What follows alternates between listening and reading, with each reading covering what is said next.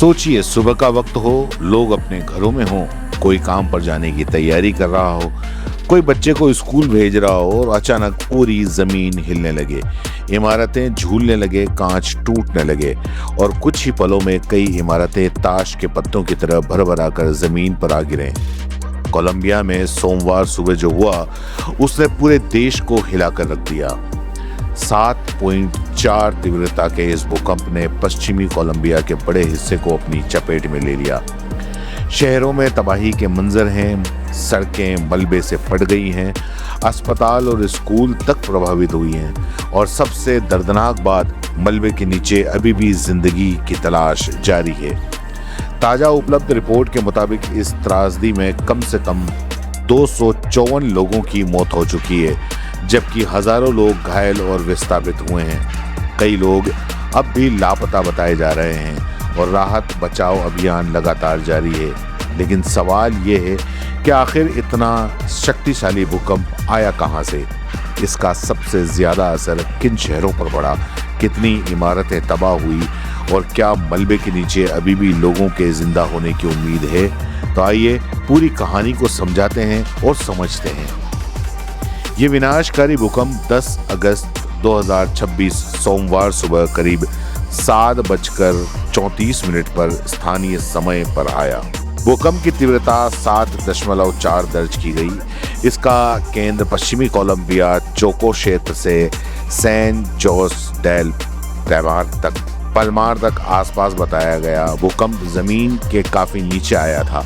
अलग अलग शुरुआती आकलनों में इसकी गहराई करीब 100 किलोमीटर के आसपास बताई गई और यही वजह है कि इसका असर केवल भूकंप के केंद्र के आसपास तक सीमित नहीं रहा, बल्कि पश्चिमी कोलंबिया के बहुत बड़े इलाके में महसूस किया गया।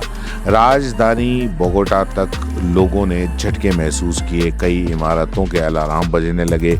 लोग घबराकर खुले स्थानों की तरफ भागने लगे। भूकंप के झटके पड़ोसी इलाकों और देशों के कुछ हिस्सों में भी महसूस किए गए और इस भूकंप की सबसे भयानक तस्वीरें पेरेरिया और कैली जैसे शहरों से सामने आई। पेरेरिया कोलंबिया की मशहूर कॉफी उत्पादक इलाके में स्थित है और यहाँ बड़ी संख्या में इमारतें क्षतिग्रस्त हुई। राइटर्स के मुताबिक मंगलवार सुबह स्थानीय रिपोर्ट पेरेरिया में 101 लोग और कैलिया में 95 लोगों की मौत की जानकारी सामने आई।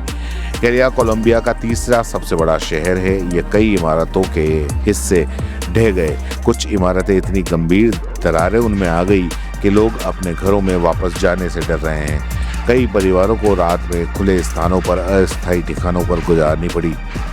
इस भूकंप की भयावहता का अंदाजा इसी बात से लगाया जा सकता है कि कई स्वास्थ्य संस्थान भी इसमें प्रभावित हुए। कैली के एक अस्पताल की ऊपरी मंजिलों में कुछ हिस्से बुरी तरह क्षतिग्रस्त हुए। इसमें बच्चों और नवजात की देखभाल से जुड़े हिस्से भी शामिल थे। कुछ मरीजों को सुरक्षित जगह है वहां पर ले जाना पड़ा। अस्पतालों के बाहर भी मरीजों का इलाज करना पड़ा। यानी जिस वक्त लोगों को इलाज की सबसे ज्यादा जरूरत थी, उसी वक्त स्वास्थ्य व्यवस्था खुद भूकंप के झटके उससे जूझ रही थी।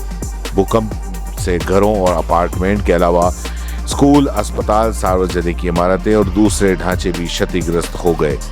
शुरुआती रिपोर्ट में करीब 1600 इमारतों संरचनाओं के क्षतिग्रस्त होने या ढहने की बात सामने आई है। कई इलाकों में लोगों को अपने घर के बाहर रहना पड़ा क्योंकि इंजीनियर को इमारतें की सुरक्षा उन्हें जांचनी थी। कुछ जगहों पर बिजली, पानी, गैस और संचार सेवाएं भी प्रभावित हुई। विशेष रूप से चोको से दूर दराज के इलाकों में स्थित और ज्यादा मुश्किल हो गई और भूकंप का केंद्र जिस क्षेत्र में था वहां तक पहुंचना ही आसान नहीं है। चोको का बड़ा हिस्सा घने जंगलों और कठिन भौगोलिक परिस्थितियों वाला इलाका है। कई स्थानों पर सड़क से पहुंचना मुश्किल है। कहीं नाव या विमान ही मुख्य रास्ता है। यही वजह है कि इस इलाके से नुकसान की पूरी तस्वीर सामने आने में अभी समय लग रहा है। राइटर्स ने बताया कि भूकंप के बाद में चोको के कई इंडिगो समुदाय बिजली और जरूरी सेवाओं के बिना रह रहे हैं और यही वो इलाका है जहां अभी भी यह पता लगाने की कोशिश की जा रही है कि असल में नुकसान कितना हुआ। भूकंप के बाद लापता लोगों को लेकर बेहद चिंताजनक जो आंकड़े हैं वो सामने आए हैं। शुरुआती चरण में एक नागरिक संचालित मैसेजिंग पैसेंजर वेबसाइट पर 2700 से ज़्यादा लोगों के लापता होने की जानकारी सामने आई है, लेकिन यहाँ एक बेहद बात जो ज़रूरी है वो समझना ज़रूरी है। ये संख्या सरकारी तौर पर सत्यापित मिसिंग पर्सन की अंतिम संख्या नहीं है। कई लोग अपने परिवार वालों के संपर्क नहीं कर पा रहे हैं क्योंकि मोबाइल नेटवर्क और संचार व्यवस्था काफ़ी प्रभावित हुई है। इसलिए शुरुआती घंटों में ये सामने आया कि लापता लोगों का आंकड़ा बदल सकता है। कुछ रिपोर्ट में ये संख्या और ज़्यादा होने की आशंका भी जताई गई। यानी अभी सबसे बड़ा सवाल यही है कि मलबे के नीचे कितने लोग हैं।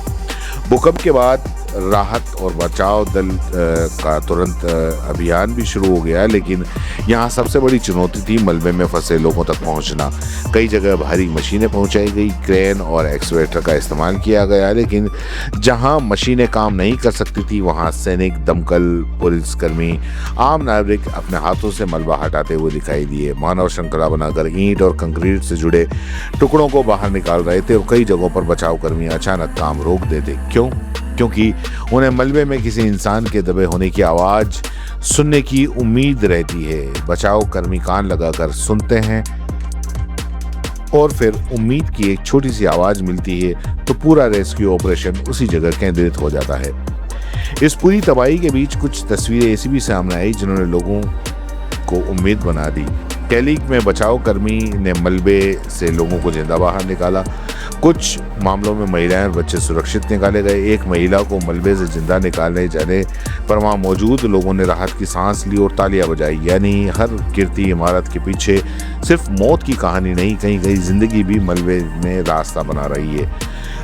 मुख्य भूकंप के बाद में खतरा कम नहीं हुआ क्योंकि भूकंप के लगातार छोटे छोटे झटके महसूस किए गए। कोलंबिया जियोलॉजिकल सर्विस के अनुसार शुरुआती दौर में कई आफ्टर शॉक रिकॉर्ड किए गए और आगे भी झटकों की आशंका बनी हुई है। राइटर्स ने रिपोर्ट की मंगलवार तक 100 से ज़्यादा आफ्टर शॉक रिकॉर्ड होने की बात सामने आई है। आफ्टर शॉक इसलिए भी खतरनाक होते हैं क्योंकि जो इमारतें पहले ही कमज़ोर हो चुकी हैं उन पर एक और झटका पड़ने की वजह से वो पूरी गिर सकती हैं और इसीलिए राहत कर्मियों के लिए मलबे में काम करना खुद को जोखिम में डालने के बराबर है। 7.4 तीव्रता वाली इस भूकंप जो है वो एक कोई मामूली घटना नहीं है। विशेषज्ञों के मुताबिक कोलंबिया एक ऐसे क्षेत्र में स्थित है जहां भूकंपीय गतिविधियां आम हैं। ये पैसिफिक रिंग और फायर से जुड़े व्यापक टेक्टोनिक क्षेत्र का पूरा हिस्सा है। यहाँ पृथ्वी की प्लेटों की गतिविधियों के कारण बड़े बड़े भूकंप आने की संभावना रहती है, लेकिन एक महत्वपूर्ण बात समझना जरूरी है। वैज्ञानिक ये बता सकते हैं कि कौन से इलाके भूकंप के लिहाज से ज़्यादा संवेदनशील हैं। ये भी अनुमान लगा सकते हैं कि किसी क्षेत्र में भविष्य में भूकंप की संभावनाएं कितनी हैं, लेकिन आज की तारीख में किसी बड़े भूकंप का सटीक समय और तारीख और तीव्रता पहले से बताना संभव नहीं है।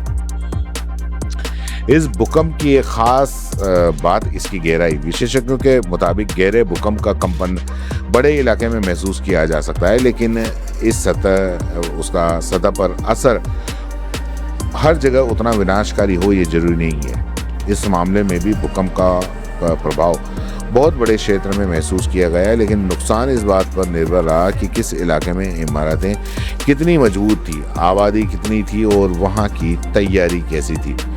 अभी पूरी तस्वीर सामने नहीं आई है, लेकिन अब तक की रिपोर्टों के मुताबिक तबाही का अंदाज़ा तो लगाया जा सकता है। मौतें यहाँ पर कम से कम 254 का आसपास बता रहे हैं। घायल जो है वो हज़ारों में है। क्षतिग्रस्त जो है वो लगभग 1600 से ज़्यादा इमारतें ढह गई हैं या ढहने वाली हैं और हज़ारों की रिपोर्ट, लेकिन अभी तक सरकारी आंकड़ा नहीं है, उसमें लापता हुए हैं लोग।